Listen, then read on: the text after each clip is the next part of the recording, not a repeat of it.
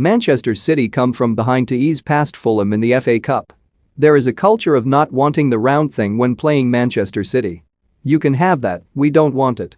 Particularly at the Etihad Stadium. No domestic team to have turned up here this season had completed more than 200 first-half passes. Until Fulham, whose company in reaching that landmark is only Paris Saint-Germain from the Champions League group game in November. And PSG are quite handy. This was in the balance for a half of engaging cup football, a half that suggested maybe there might be another way to plot against the country's champions. Fulham, 5 points clear at the top of the championship with a game in hand, are primed to once again grace the same league as City. And to be honest, they showed up a fair few of those in the Premier League for a while today. Chelsea and others might wish to take note. Sure, this was a one-off cup tie and as such a bit of a free hit, but Marco Silva has something with these players. Young and vibrant, they gave City problems to solve. That they went ahead so early, inside 4 minutes, served as a bolt for their hosts, but the tie never ran away with them until much later. A well-crafted, swift move and one showcasing why Silva has celebrated 74 league goals already this campaign, significantly more than any other team in the land. Alexander Mitrovic dropped off the front, inviting a leggy Nathan Ake towards the halfway line and turned a sharp ball round the corner and inside Joao Cancelo for Harry Wilson to attack.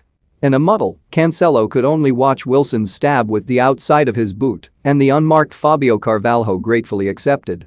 Carvalho came through Fulham's academy after being spotted at Balham as a child and is enjoying a breakthrough season in professional football that has brought admiring glances from Liverpool, who were left frustrated at the collapse of their pursuit late on deadline day. The 19-year-old, possessing that menacing combination of tricks and directness, will have plenty of other options before the summer. Who knows, perhaps Pep Guardiola might yet be among them, a man with a penchant for targeting those who have performed well right in front of him. Fulham could not ride the incoming storm they themselves raged.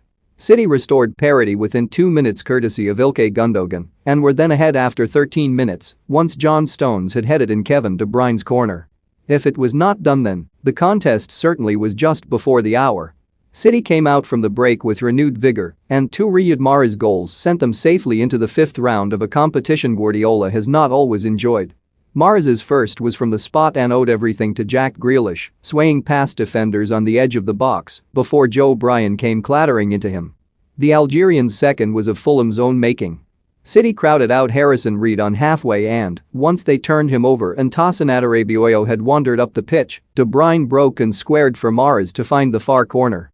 Mahrez is quietly heading for a quite staggering season, now with 15 strikes in all competitions, 6 ahead of any of his teammates. The changes came City